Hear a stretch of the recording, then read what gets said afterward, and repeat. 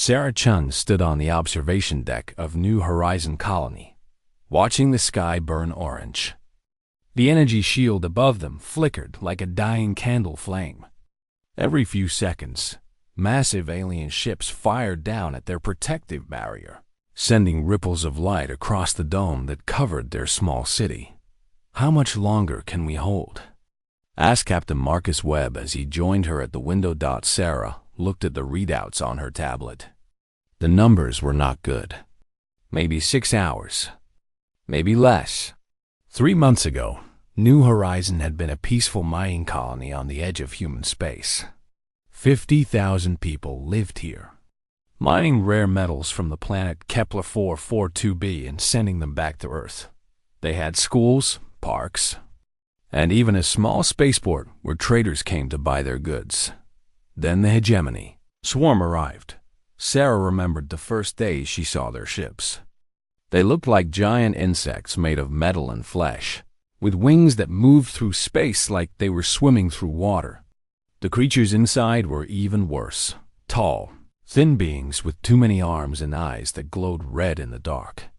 The hegemony had come to strip their world bare. They wanted everything: the metals in the ground, the plants, even the air itself.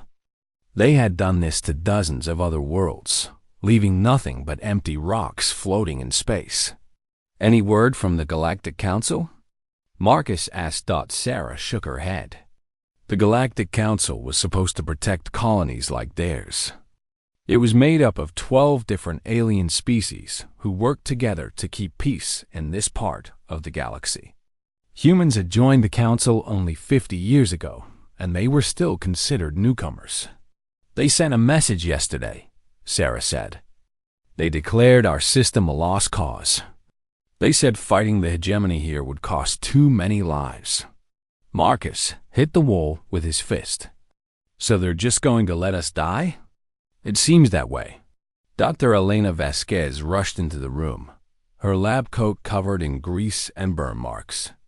She had been working day and night to keep their shields running. "Sarah, we have a problem. The shield generators are overheating.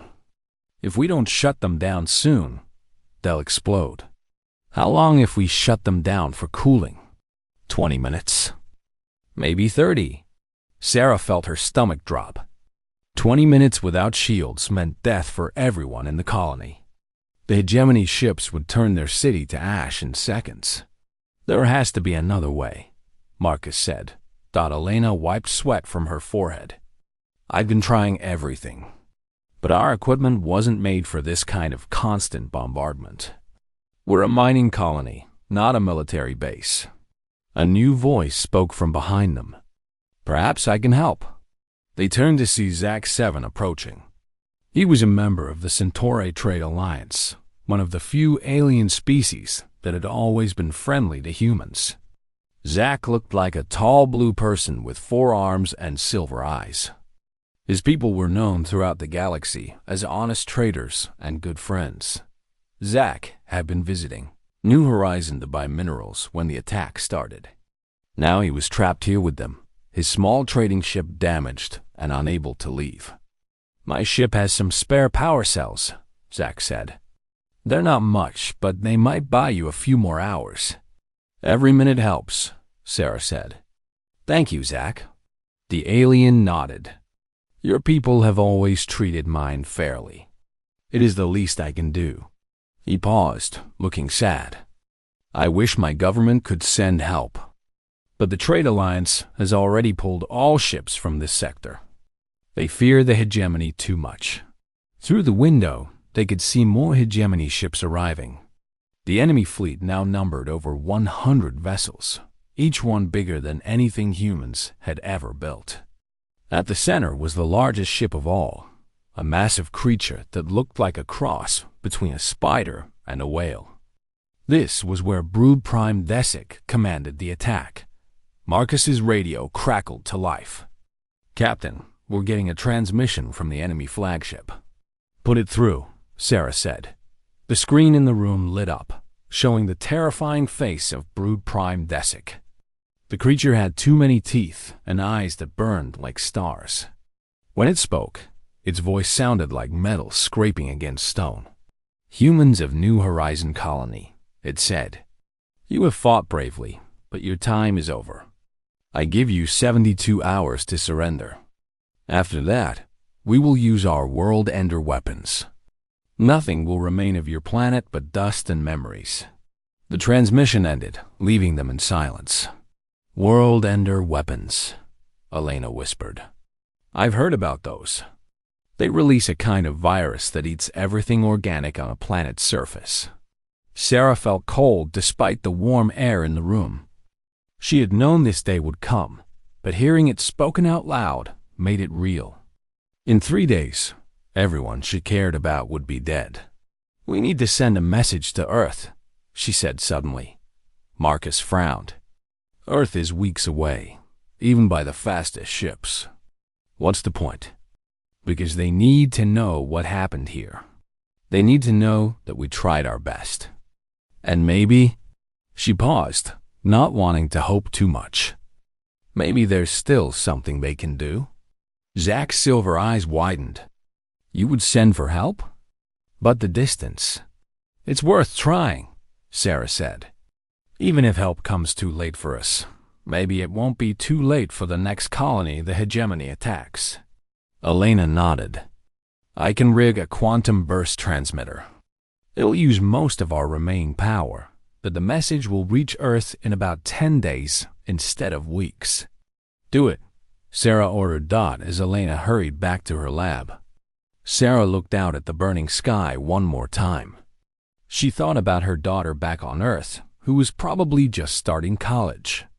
She thought about all the families in the colony who were trying to stay brave while their world fell apart around them. The Galactic Council had abandoned them. Their alien allies had written them off as already dead. In 72 hours, the hegemony would turn their world into a wasteland. But Sarah Chen was not ready to give up. "Not yet, Marcus," she said. "Gather the department heads. If we're going to die here, let's make sure we take as many of those monsters with us as possible." The captain smiled grimly. "Now you're talking my language."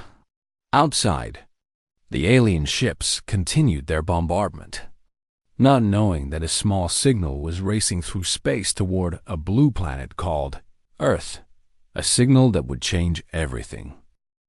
The shields fell at dawn. Sarah Chen felt the ground shake beneath her feet as the last energy barrier protecting New Horizon Colony collapsed. Through the windows of the emergency command center, she could see hegemony bioships descending through the atmosphere like deadly raindrops. "All units fall back to the inner city," Captain Marcus Webb shouted into his radio. "Repeat, all units fall back to inner perimeter." Explosions lit up the sky as the enemy ships opened fire on the outer settlements. Buildings that had taken years to build returned to rubble in seconds. Sarah watched families running through the streets, carrying whatever they could save. "How many people did we get to the shelters?" she asked. 37,000, Marcus replied, checking his tablet. "The rest are either fighting or trying to reach the safe zones." Sarah felt sick. 13,000 people were still out there, facing an enemy that showed no mercy. But she couldn't think about that now. She had to focus on keeping the survivors alive for as long as possible. Dr. Elena Vasquez burst into the command center, her clothes torn and her face covered with soot. "Sarah, I found something important." "What is it?" "I was studying the wreckage from the bioships we shot down yesterday. Their armor is organic. It's actually alive. But here's the thing. It's extremely sensitive to certain electromagnetic frequencies." Marcus looked up from his battle reports. "You mean we can hurt them?" Elena nodded excitedly. "More than hurt them. If we can generate the right frequency, we can actually cause their ships to feel pain. Real pain. It might even kill them." "How do we generate these frequencies?" Sarah asked. "The mining equipment. The big drills we use to break up asteroids. If we modify their resonance chambers, we can turn them into weapons." Sarah felt a spark of hope for the first time in days. How long do you need? Give me 6 hours and 20 volunteers who aren't afraid of getting their hands dirty. You've got it. Marcus, pull whoever Elena needs from the defense teams. As Elena ran back to the mining facility, Sarah turned her attention to the tactical displays. The hegemony forces were advancing on 3 fronts. Their ground troops looked like giant insects walking on 2 legs, carrying weapons that shot streams of acid. Wherever they went, they left nothing but melted metal and scorched earth. Commander Chun called Lieutenant Torres from the communications station. We're getting reports from Sector 7. The enemy has broken through our lines. They're heading straight for the water treatment plant. Sarah grabbed her jacket. If they take the water plant, everyone in the shelters dies of thirst in 3 days. I'm going down there. Sarah, no, Marcus said. It's too dangerous. Let me take a squad, and you're needed here to coordinate the defense. Besides, I know those tunnels better than anyone. Before Marcus could argue further, Sarah was out the door. The tunnels beneath New Horizon were dark and filled with smoke. Sarah could hear the sounds of battle above. Weapons firing, people shouting, metal tearing apart. She moved quickly through the passages she had walked hundreds of times during construction of the colony. When she reached the water treatment plant, she found chaos. A squad of human defenders were fighting desperately against a group of hegemony warriors. The insects were winning. Sarah grabbed a mining laser from a supply closet and joined the fight. The weapon wasn't designed for combat, but it could burn through steel. She hoped it would work on alien armor too. Her first shot took one of the creatures in the back. The beam went right through its body, and the thing collapsed with a shriek that sounded like breaking glass. The other humans saw her success and concentrated their fire. Soon all the invaders were dead. Good work, everyone, Sarah said, breathing hard. Now let's set up barricades. They'll send more. While her team worked to fortify their position, Sarah's radio crackled to life. Sarah, this is Elena. The first weapon is ready for testing. We're about to find out if this works. Copy that. We're all watching. Through a window, Sarah could see one of the modified mining drills being moved into position. Elena's team had mounted it on a vehicle and aimed it at a cluster of bioships. Hovering over the residential district, the drill began to spin. But instead of digging into rock, it sent out a wave of electromagnetic energy. The effect on the alien ships was immediate and terrifying. The bioships began to writhe in the air like living things in pain. Their organic hulls rippled and twisted.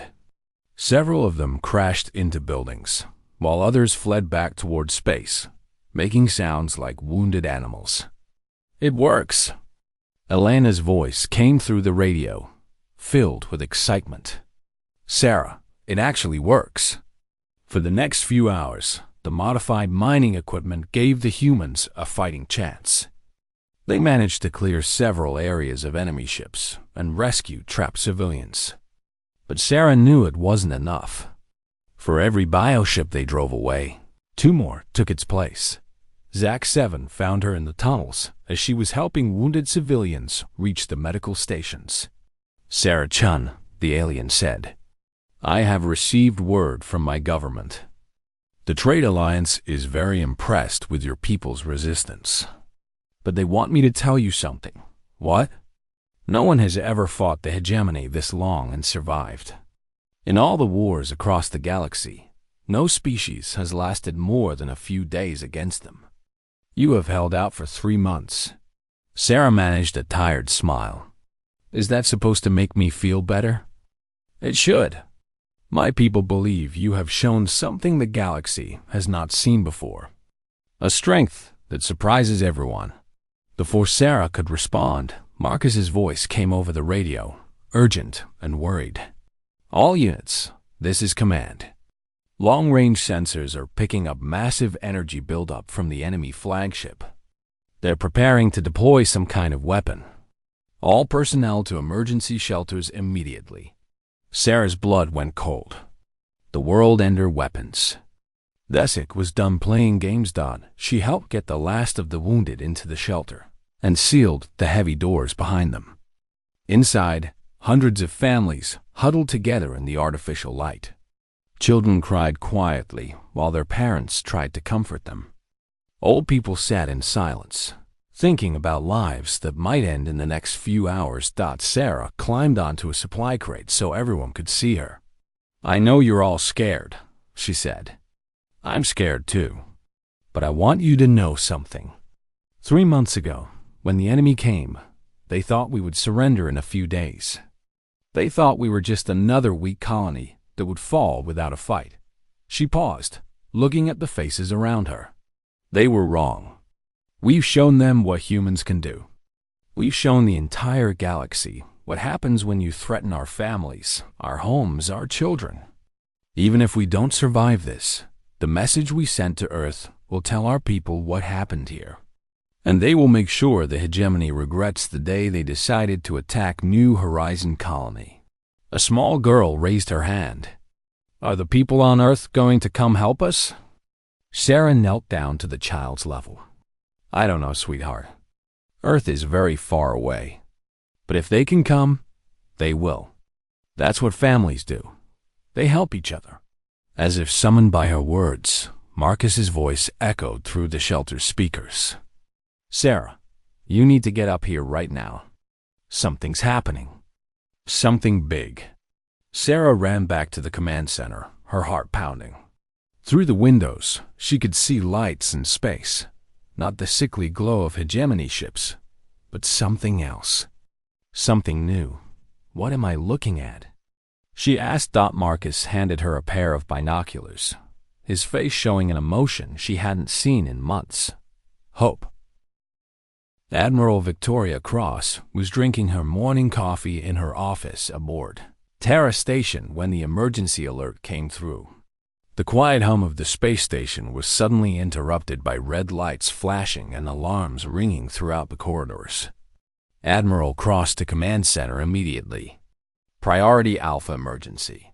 Victoria set down her coffee cup and ran through the halls of Earth's largest military station. Terra Station was hidden behind the moon, invisible to most alien visitors to Earth. Very few species knew how large humanity's military had grown since joining the Galactic Council 50 years ago.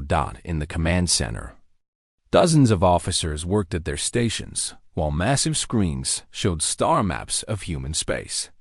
General Jiang Wei was waiting for her, his face grim. "What's the situation?" Victoria asked. New Horizon Colony sent a quantum burst transmission. It arrived 10 minutes ago. Jiang handed her a datapad. "They're under attack by the hegemony swarm. Have been for 3 months." Victoria read the message quickly, her face growing harder with each line. Sarah Chun's words described the colony fighting for its life while the Galactic Council stood by and did nothing. "Where's the Galactic Council fleet?" Victoria asked. "They declared the system lost. Pulled back all their ships 2 weeks ago." Victoria felt anger building in her chest. The Council was supposed to protect human colonies. That was part of the agreement when Earth joined their organization. But when humans actually needed help, the aliens had abandoned them. "How many people on New Horizon?" she asked. 50,000 civilians. Mining colony, mostly families. Victoria turned to look at the star map showing the location of New Horizon Colony. It was 3 weeks away by normal travel, at the very edge of human space. Too far for the Council to care about, apparently. "General Jiang, I want you to contact President Santos immediately. Tell her we need an emergency meeting of the Defense Council." "Already done. She's waiting for us in the secure conference room." 10 minutes later, Victoria found herself sitting across from President Maria Santos and the other leaders of Earth's military. The president was a small woman with gray hair, but her eyes showed the strength that had led humanity through some of its most difficult years. "I've read the transmission from New Horizon," President Santos said. "Tell me what options we have, honestly." Very few, General Zhang replied. The hegemony swarm is one of the most dangerous forces in this part of the galaxy. They've destroyed dozens of worlds. If we send a small fleet, they'll be wiped out before they can help. What about a large fleet? The president asked. Victoria leaned forward. We could deploy the Seoul Expeditionary Force. 300 ships, including Terra's hammer. The room went quiet. The Seoul Expeditionary Force was Earth's secret weapon, the fleet they had been building for the past 20 years. Most alien species thought Earth had only a few dozen ships for system defense. They had no idea that humans had been preparing for exactly this kind of situation. That would reveal our true military strength to the galaxy, Secretary of Defense Williams pointed out. The other species would know we've been hiding our capabilities. President Santos stood and walked to the large window that showed Earth hanging in space below them. 50 years ago, when we joined the Galactic Council, we promised to be good neighbors. We've kept that promise. We've traded fairly, shared our technology, and followed their laws. She turned back to the room. But we also made a promise to our own people. Every human colony, no matter how remote, would be protected. She looked directly at Victoria. The Galactic Council has broken their promise to protect New Horizon. But we will not break ours. Admiral Cross, on authorizing Article 7 protocol. Victoria felt her heart race. Article 7 was the most classified military doctrine in human space. It had never been used before, but every officer in Soul Defense knew what it meant. Immediate and overwhelming response to any attack on human civilians. Ma'am, are you sure? Once we do this, there's no going back. Every species in the galaxy will know what we're capable of. President Santos nodded. Maybe it's time they knew. How long to reach New Horizon? With the new quantum fold drives, we can make it in 5 days instead of 3 weeks. But Admiral, that's pushing the technology to its limits. We've never made a jump that far. Then we'd better hope it works. How soon can the fleet be ready? Victoria checked her watch. 6 hours. The ships have been on standby since we got the transmission. Good. Admiral, I'm putting you in command of the largest human fleet ever assembled. Your mission is simple. Save New Horizon Colony and show the hegemony what happens when you threaten human lives. As the meeting ended, Victoria walked quickly through Terra Station's corridors toward the hangar bay. Around her, thousands of crew members were running to their ships. The entire station buzzed with activity as humanity prepared for war. In the hangar, Victoria's personal shuttle was waiting to take her to Terra's hammer. The flagship was a kilometer long and bristled with weapons that other species had never seen before. When the aliens saw it, they would realize that Earth had been preparing for this day for decades. As her shuttle approached the massive ship, Victoria thought about the message from New Horizon. Director Sarah Chun had asked for help, not knowing if anyone would come. She had sent the message as an act of hope, believing that somewhere in the vastness of space, someone might care enough to try. She was right. Victoria's first stop was the bridge of Terra's hammer. The massive room was filled with the best officers Earth had ever trained. They worked with quiet efficiency, preparing for a battle that would determine humanity's place in the galaxy. Admiral on deck. Someone called, and every officer turned to salute. As you were, Victoria said. Status report. All ships report ready for deployment, said Commander Torres, her second in command. Quantum fold drives are charged and ready. We can jump in 30 minutes. Victoria nodded and activated the ship's communication system. Her voice would now be heard on every ship in the fleet. This is Admiral Victoria Cross speaking to all ships of the Seoul Expeditionary Force. Today, we make our first deployment as a unified fleet. Our mission is to save 50,000 human civilians who have been fighting alone for 3 months. She paused. thinking about the words that would define this moment in history. The Galactic Council has abandoned New Horizon Colony. They think the distance is too great, the enemy too powerful, the cost too high. They are wrong. Today we show the galaxy that no human fights alone. Today we show them what happens when you threaten our families. Throughout the fleet, crews cheered and prepared for battle. All ships prepare for quantum fold jump. Destination: New Horizon Colony. Time to arrival: 5 days. Victoria looked out at the stars, thinking about a small colony on the edge of space where brave people were making their last stand. Terrace hammer to all ships. Jump in 3, 2, 1. Execute. The stars stretched into lines of light as 300 human warships disappeared into quantum fold space, racing toward a battle that would change everything. Back on New Horizon Colony, Sarah Chun had no way of knowing that help was coming, but she continued to fight, holding on to the hope that somewhere in the vast darkness of space, someone had heard her call. She was about to find out that when humans make a promise to protect their own, they keep it. No matter what the cost. Sarah Chun crawled through the wreckage of what used to be the colony's main street. The buildings on both sides were nothing but broken concrete and twisted metal. Smoke filled the air, making it hard to breathe. She could hear the sounds of fighting getting closer. It had been 5 days since the shields fell. 5 days of running, hiding, and fighting a losing battle against an enemy that seemed endless. Most of the colony's outer areas were now under hegemony control. The human defenders had been pushed back to a small area around the government complex. "Sarah, where are you?" Marcus Webb's voice crackled through her radio. "2 blocks south of command," she replied, helping a wounded civilian toward the emergency shelters. "Is the evacuation finished?" "Almost. We've got about 300 people still trying to reach the underground bunkers." Sarah looked up at the sky, where hegemony bioships circled like vultures. They were waiting.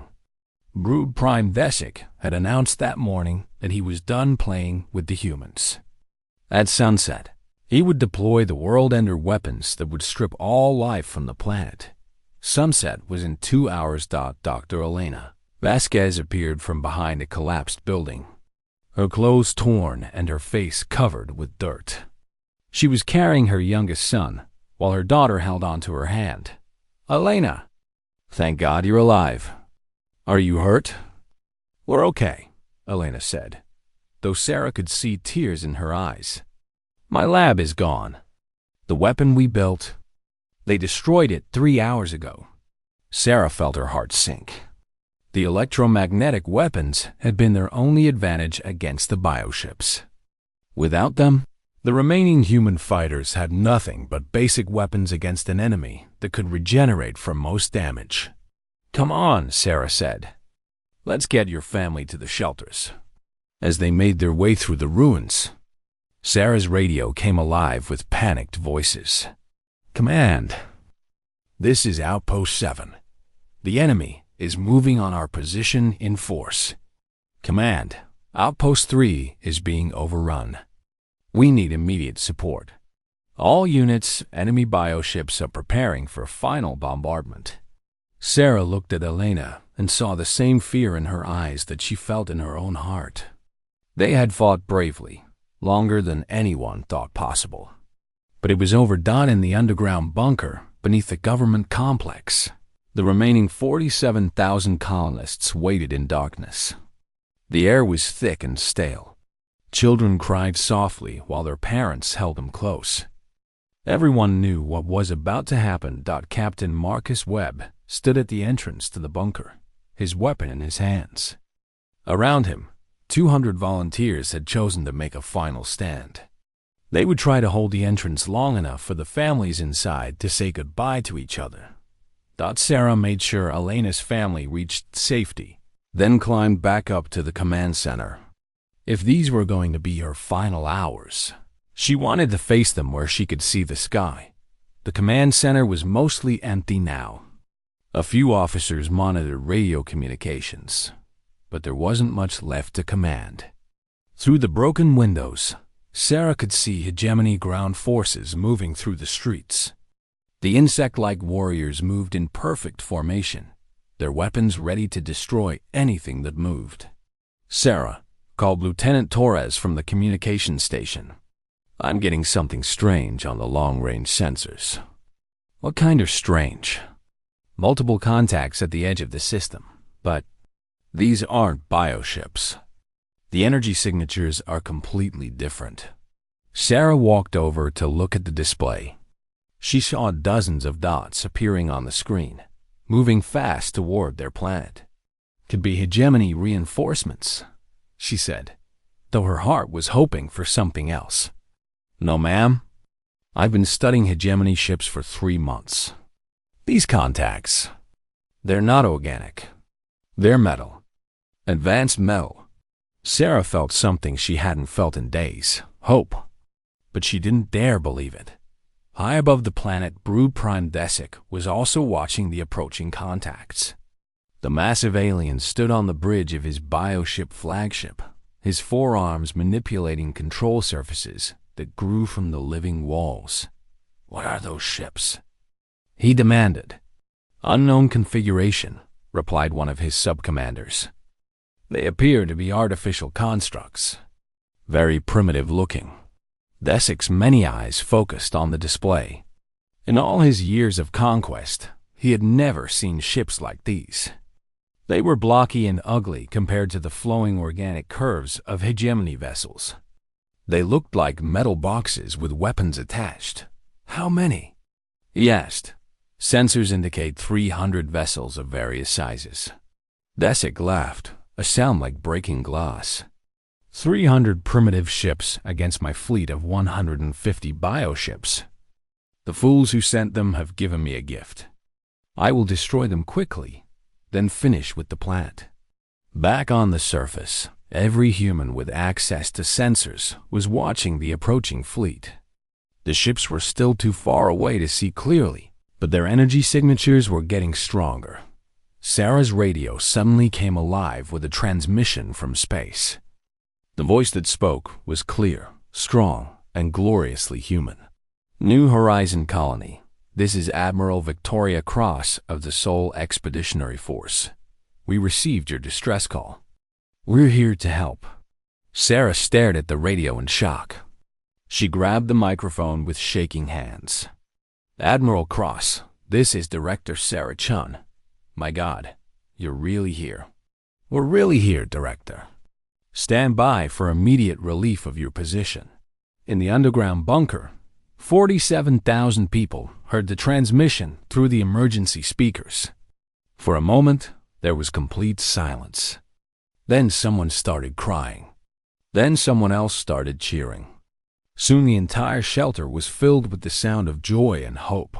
On his flagship, Brood Prime Desic was not impressed by the human arrival.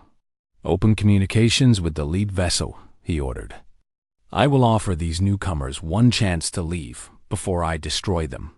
A screen in front of him lit up, showing the bridge of a human ship. A woman in a military uniform looked back at him. Her face showed no fear, only cold determination. "I am Brood Prime Desic of the Hegemony Swarm," he announced. "You have entered a battle zone where I am conducting a cleansing operation.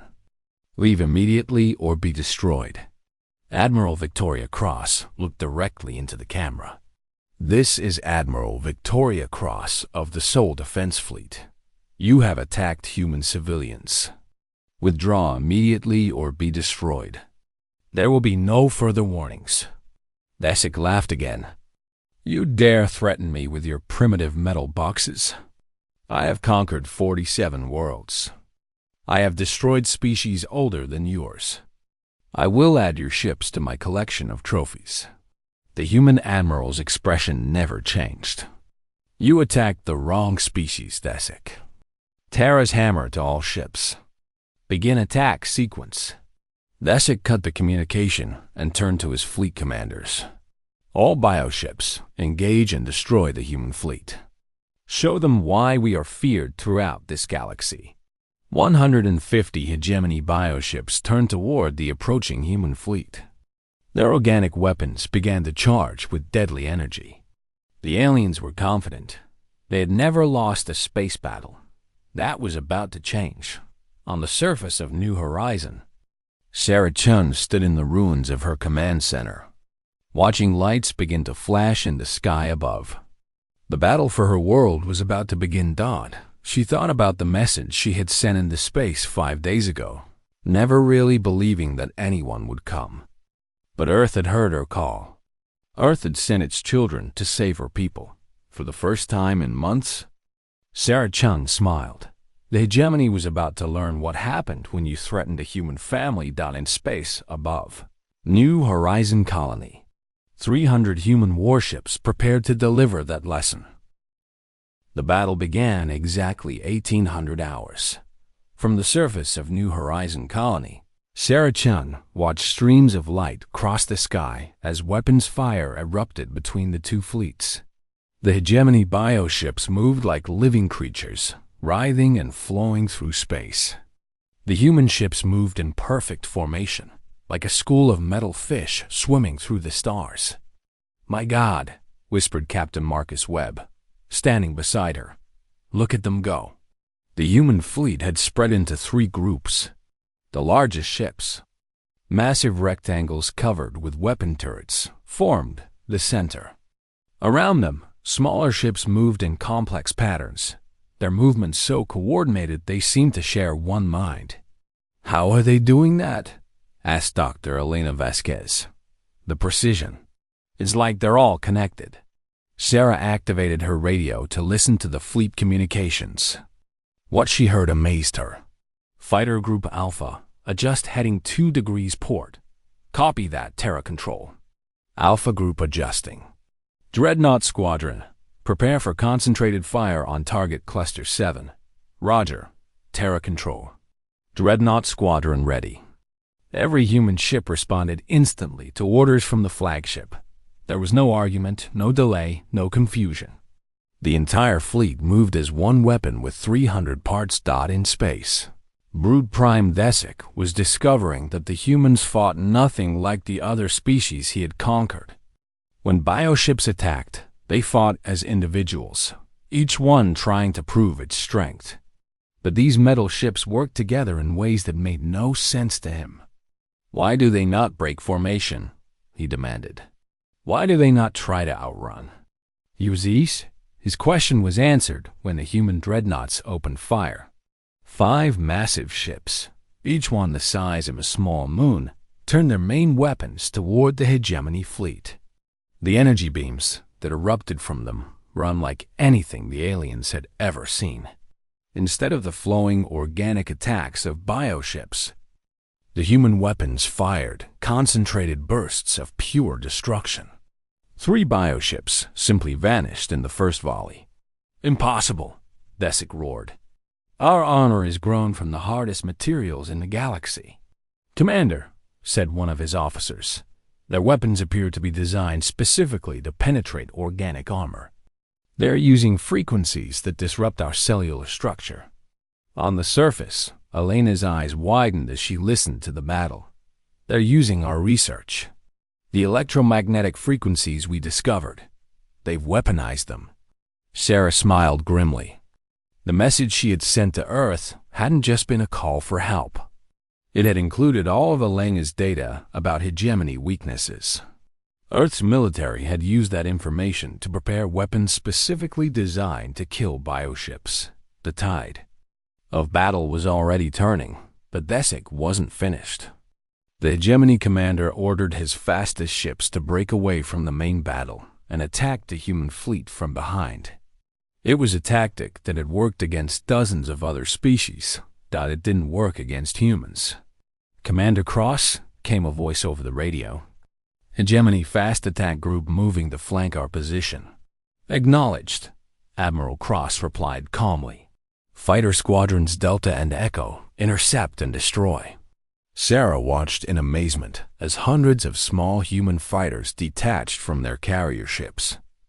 They moved through space like they were flying through air, dodging bioship weapons and returning fire with deadly accuracy.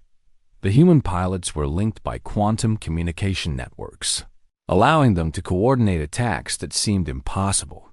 3 fighters would approach a bioship from different angles, fire at exactly the same moment, then disappear before the enemy could respond. Within minutes, the hegemony flanking attack was destroyed. Desic was beginning to understand that he had made a terrible mistake. These humans didn't fight like any species he had encountered. They were patient, methodical, and utterly ruthless in their efficiency. "All ships, target their flagship," he ordered desperately. "If we kill their commander, they will fall apart like all the others." 20 bioships turned toward Terra's hammer, charging their most powerful weapons. But Admiral Cross had expected this. "All escorts, defend Terra's hammer," she ordered. A wall of human ships moved between the bioships and the flagship. There, combined firepower created a barrier of energy that the aliens couldn't penetrate. When the bioships tried to get through, they were torn apart by coordinated attacks from multiple directions. On his bridge, Desic watched his fleet being systematically destroyed. In 30 years of conquest, he had never seen anything like this. The humans fought without emotion, without fear, and without mercy. "Commander," said his tactical officer, "we've lost 60% of our fleet. Perhaps we should consider retreat." Desic's forearms trembled with rage. "Never. Deploy the world-ender weapons against the planet. If I cannot have this world, no one can." The massive bioship began to descend toward New Horizons' atmosphere. In its belly, viral weapons prepared to deploy, weapons that would strip all organic life from the planet in a matter of hours. But Admiral Cross was monitoring all enemy communications. "He's targeting the planet," she announced to her fleet. "I will not allow harm to come to those people." What happened next would be talked about in military academies for centuries. Terra's hammer, the kilometer-long flagship of the human fleet, suddenly vanished from its position. A split second later, it reappeared directly beside the 6th bioship, so close the 2 vessels were almost touching. "Quantum fold jump," Elena whispered from the surface. They jumped their flagship right next to the enemy command ship. Terra's hammer opened fire at point-blank range. Every weapon on the massive ship concentrated on a single target. The bioship's armor, designed to withstand attacks from long distance, couldn't handle such overwhelming firepower at close range. Desic's flagship was torn apart in seconds. The death of their commander broke the remaining hegemony forces. Some ships tried to flee, but the human fighters hunted them down. Others tried to surrender, but found that humans didn't negotiate with species that threatened to commit genocide. Within 2 hours, the entire hegemony fleet was destroyed. On the surface of New Horizon, 47,000 people emerged from the underground shelters to see human ships landing in the damaged city. Medical teams rushed to help the wounded. Engineers began planning repairs. Marines set up defensive positions to make sure no other enemy forces could threaten the colony. Sarah Chun stood in the ruins of her command center, watching human dropships land in the streets. She could hardly believe it was over. Admiral Cross's shuttle touched down near the government complex. When the Admiral stepped out, Sarah was waiting for her. "Director Chun," Admiral Cross said, offering her hand. "I'm sorry we took so long to get here." Sarah laughed, tears streaming down her face. 5 days isn't long, Admiral. We weren't sure anyone would come at all." "A human colony called for help," Admiral Cross said simply. "Of course we came." As they walked through the damaged city together, Sarah asked the question that had been bothering her since the fleet arrived. "Admiral, how did Earth build such a fleet without anyone knowing? The Galactic Council thinks we only have a few dozen ships." Victoria Cross smiled. "We let them think that. Earth learned long ago that it's better to be underestimated than to be seen as a threat. But we also learned that sometimes you need to be able to protect your family. She gestured toward the human ships in orbit. This fleet wasn't built for conquest, Director. It was built for moments like this, so that no human anywhere in the galaxy would ever have to face extinction alone. News of the battle spread quickly through the galaxy. The Galactic Council was forced to acknowledge that they had seriously underestimated human military capability. Species that had dismissed humans as newcomers suddenly wanted to establish trade agreements and defensive pacts. The Centauri Trade Alliance immediately offered formal military alliance with Earth. Zach 7 personally delivered the message to Sarah, his silver eyes bright with admiration. "My people are honored to call humans friends," he said. "Your species has shown courage and loyalty that impresses the entire galaxy." But perhaps the most important change was in how humans saw themselves. For 50 years, they've been the newcomers, the junior members of galactic civilization. Now they knew that when it mattered most, they could stand on their own. New Horizon. Colony was rebuilt within 6 months, stronger and more beautiful than before. A permanent Soul Defense Fleet garrison was established in the system, ensuring that no enemy would ever again threaten the people there. In the center of the rebuilt city, a monument was erected. It showed the image of Terra's hammer emerging from quantum fold space, with these words carved beneath: "No one fights alone. No one is forgotten. No one is left behind." It was signed simply, Earth. Throughout human space, similar monuments appeared on every world and station. They served as a reminder to both humans and aliens that Earth kept its promises to its people. And in the deepest vaults of Terra Station, Admiral Cross filed her report on the Battle of New Horizon. The last line read, "The Sol Expeditionary Force has proven the effectiveness of Article 7 Protocol. All human colonies can rest assured that Earth will answer any call for help, regardless of distance or odds. This is our promise, and we will keep it." The galaxy had learned an important lesson. When you threatened human families, Earth would send its children to respond, and they would not come alone.